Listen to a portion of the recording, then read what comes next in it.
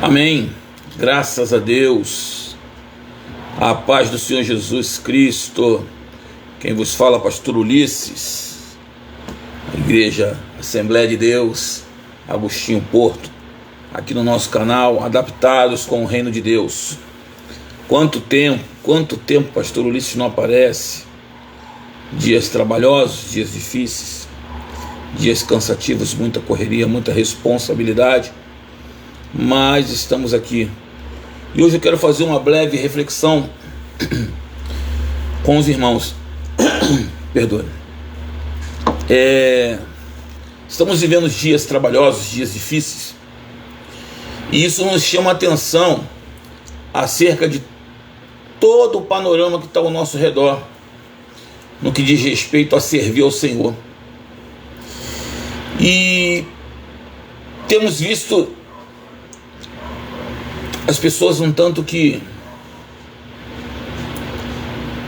dispersas, pessoas fazendo a obra de Deus de forma negligente, pessoas que fazem a obra de Deus como se fosse um biscate. Talvez essa seja a palavra mais adequada. E isso deveras nos causa muita preocupação, um grande desconforto, porque a obra de Deus não pode ser feita de qualquer maneira. Temos que ter responsabilidade. Estávamos algumas horas atrás, estávamos na congregação orando. Temos por hábito, já há algum tempo, há mais de um ano, a oração boca no pó. E hoje, graças a Deus, tivemos um número bom de pessoas que estavam lá orando, mas geralmente não é assim. E por que não é assim? Eu fiz citação hoje que houve um pensador que disse que se nós fracassarmos na oração, nós fracassaremos em todas as outras circunstâncias. Então, ou seja, a ideia central disso é que nós não podemos fracassar na oração. É muito sério. É algo que devemos nos preocupar um pouco mais. Como vai, missionária Lucimar? Deus abençoe. Um grande abraço para a senhora.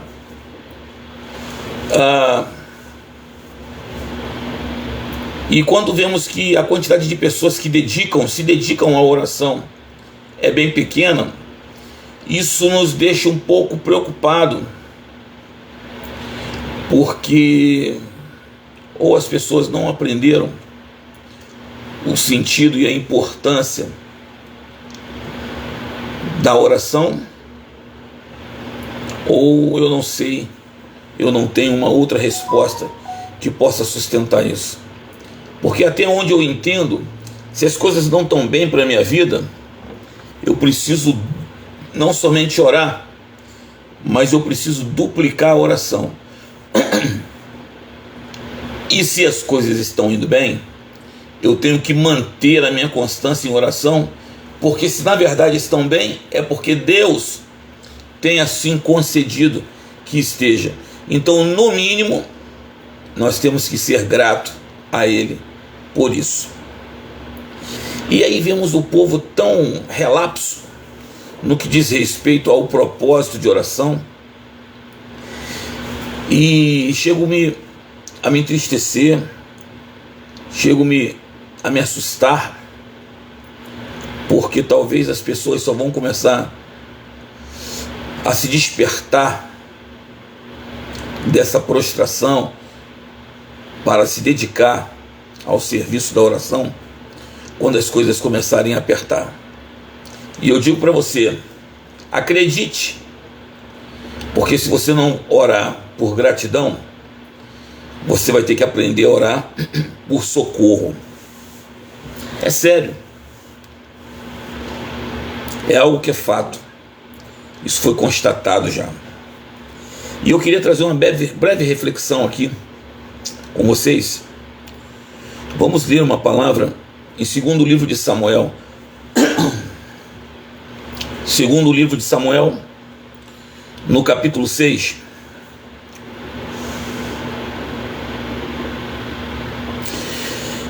Tem como título: Davi traz a arca para Jerusalém.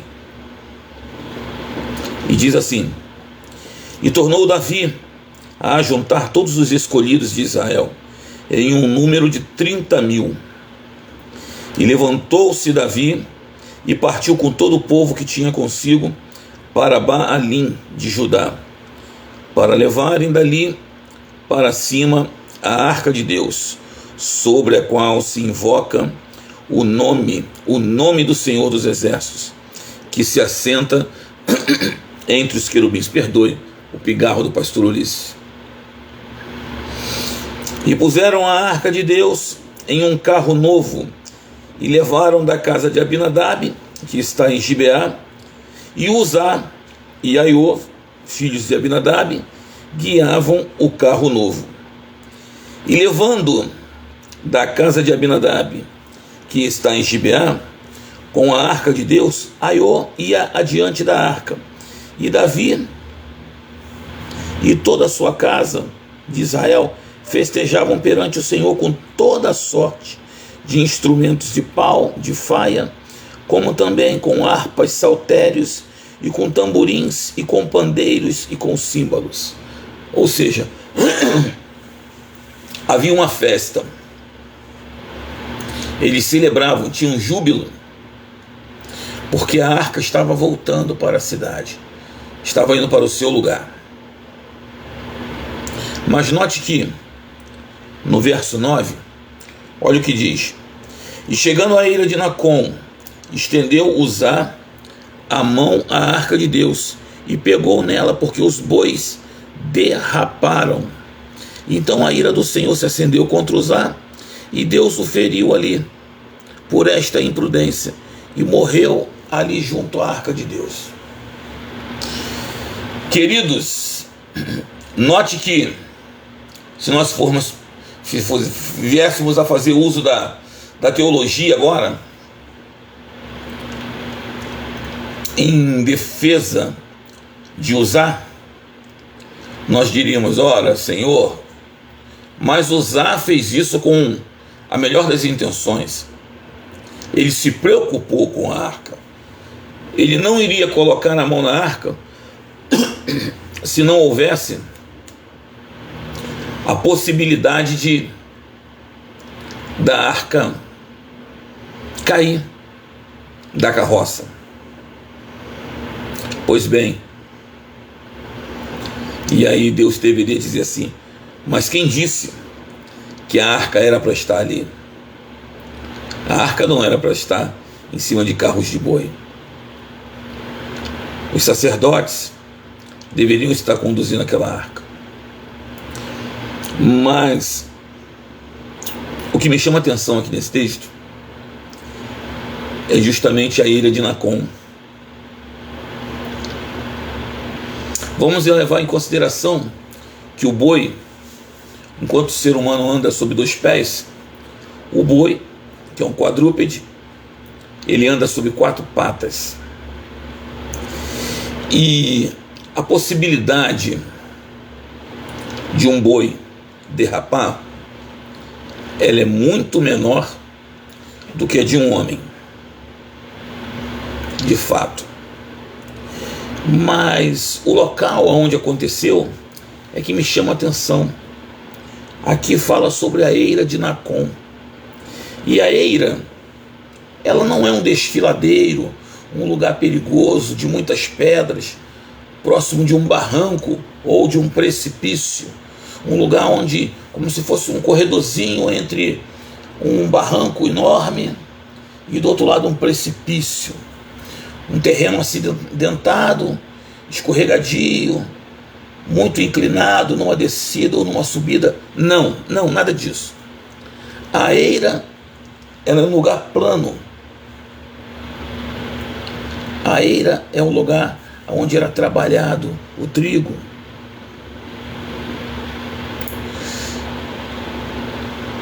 Entenda que o boi, ele tem até um pouco mais de facilidade de se deslocar em terrenos acidentados.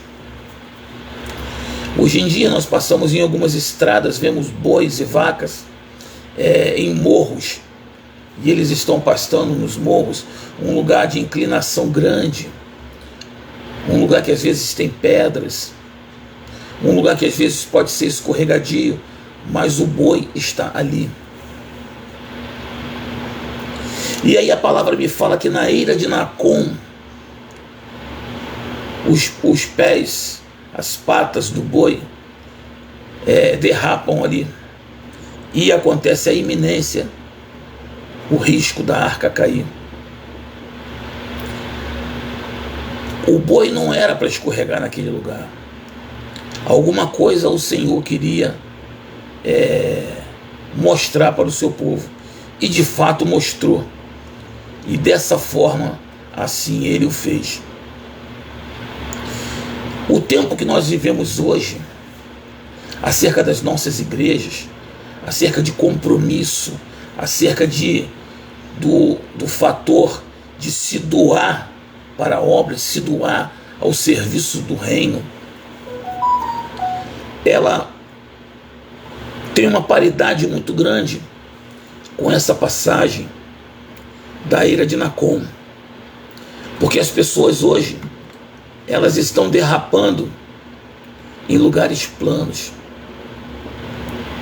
lugares difíceis. Houve na implementação das igrejas, para conseguir abrir uma igreja, a perseguição católica. Se os irmãos não sabem, a história antiga mostra que durante algum tempo, lá no início, houve uma perseguição muito grande contra a igreja protestante. A própria história da nossa Assembleia de Deus relata, falando sobre o missionário Gunnar Wingre, quando perdeu um de seus filhos, sua filha, se não me engano, e teve que ir para o interior de Alagoas para procurar um lugar para sepultar, porque não foi permitido que ela fosse sepultada junto com crianças que haviam sido batizadas, e ela não havia sido batizada. Então, que coisa terrível para um pai, para uma mãe passar acerca do sepultamento de um filho, essa discriminação com o corpo, e não ter aonde enterrar o próprio filho. Realmente naquela época foram dias difíceis. Hoje em tudo quanto é lugar nós encontramos uma igreja estruturada, uma igreja com uma quantidade boa de membros, uma igreja onde o pastor tem um conhecimento, tem acesso à informação. Hoje em dia nós temos a mídia, temos bíblias de estudo, temos dicionário, comentário bíblico, acesso à informação se ampliou. Mas ainda assim temos pessoas superficiais envolvidas com a obra, se é que podemos dizer que são envolvidas. Pessoas que conseguem se distrair com qualquer coisa é motivo para ela desfocar das coisas do reino. E eu estava vendo uma palavra lá em Deuteronômio,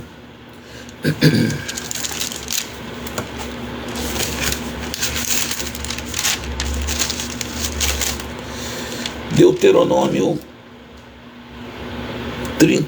32, Deuteronômio 32,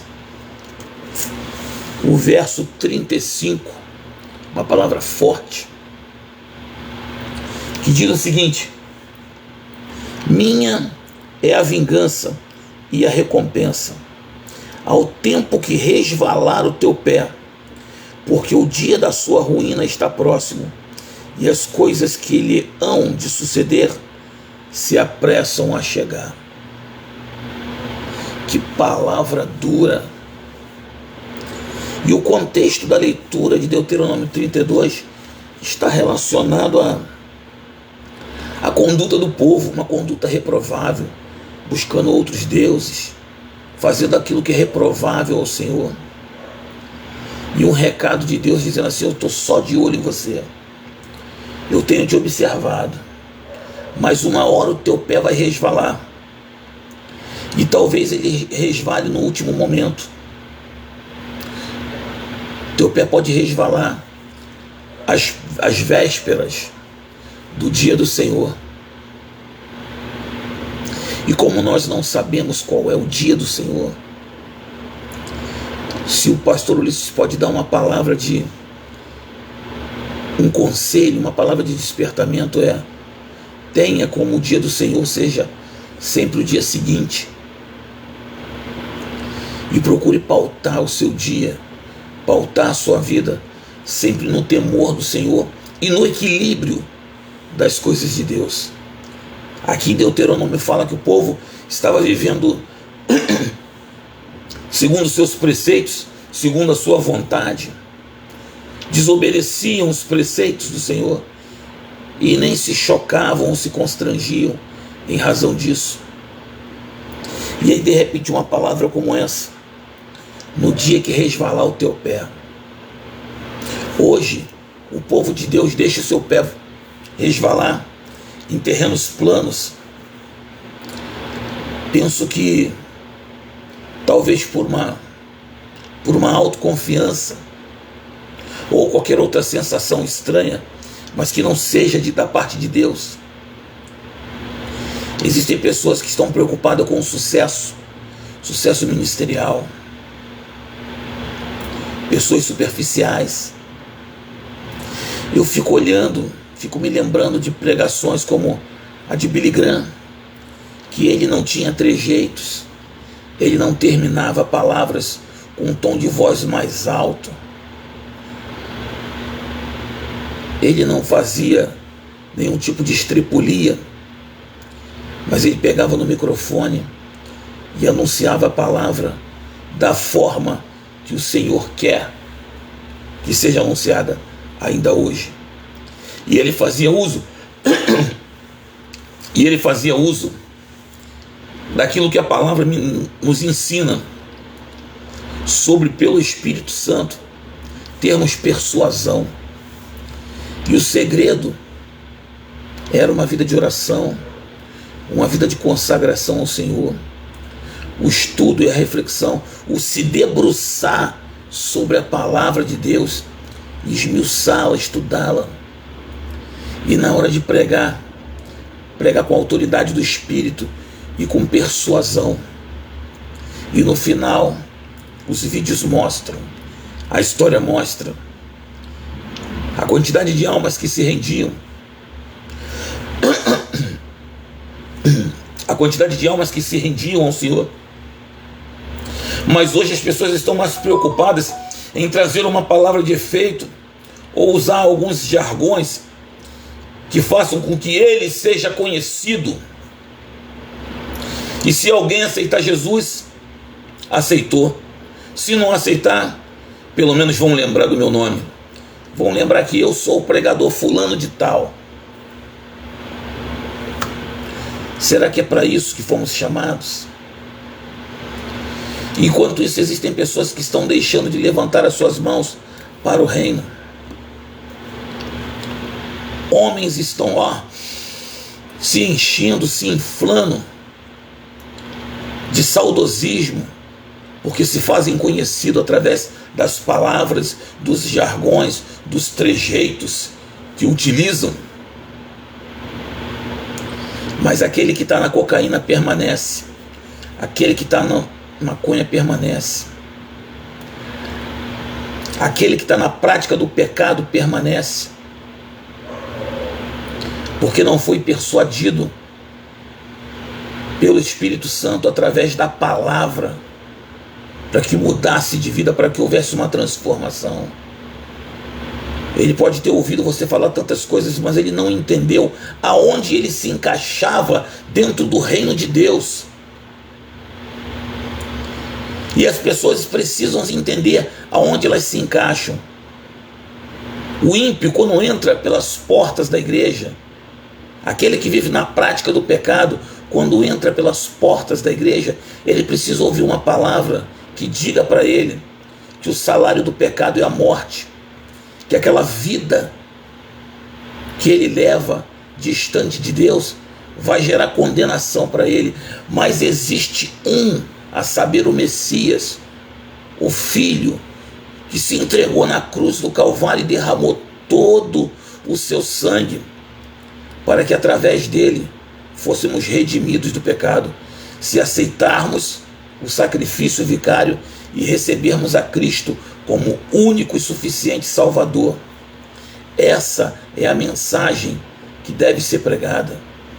Não é à toa que o texto áureo da Bíblia é o que?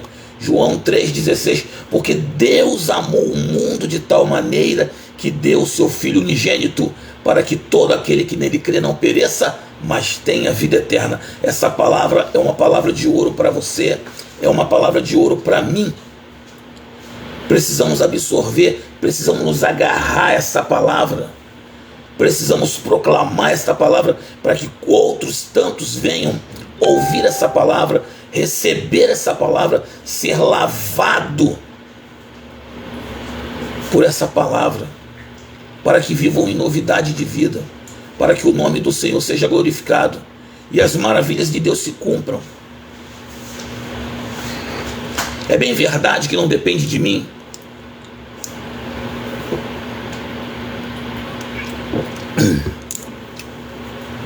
É bem verdade que não depende de mim, mas eu tenho que me posicionar. Quem sou eu?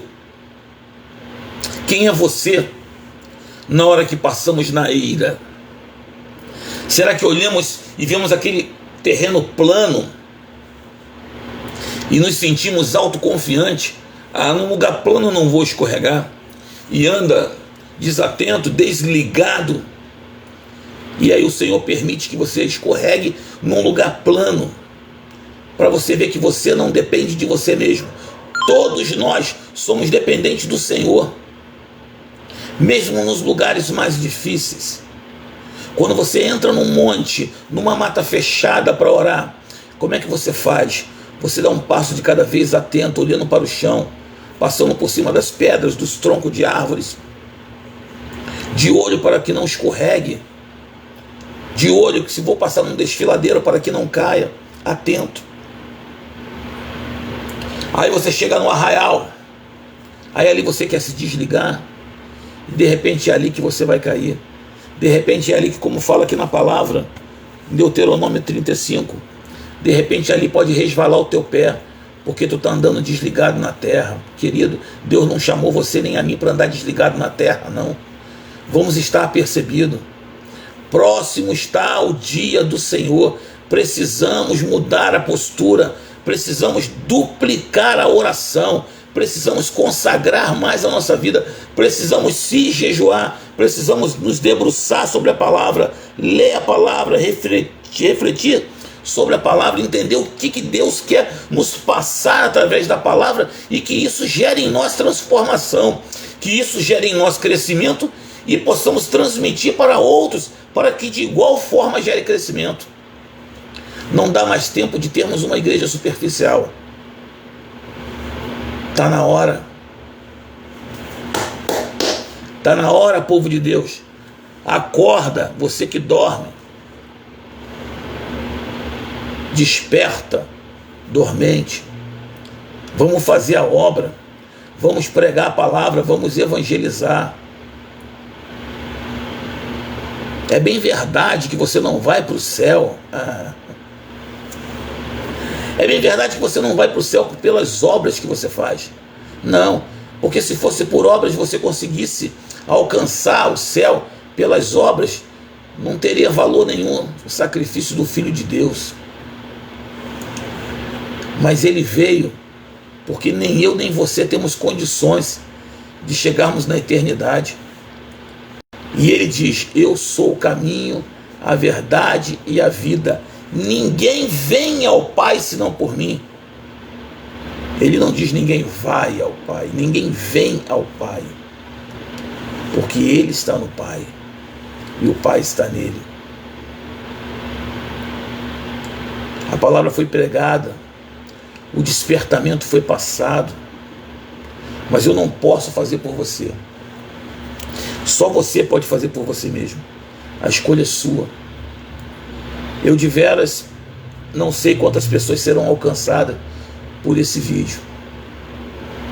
Ele será lançado no nosso canal do YouTube. Se você não se inscreveu, se inscreva. Adaptado com o Reino de Deus. É um canal da Assembleia de Deus, Ministério Agostinho Porto. ADAP. Se inscreve lá. Temos vídeos, temos palavra. Tem algo da minha viagem também. E muitas outras coisas nós vamos estar colocando no canal. É um canal edificante. Vai lá, se inscreve no canal, deixa o seu like.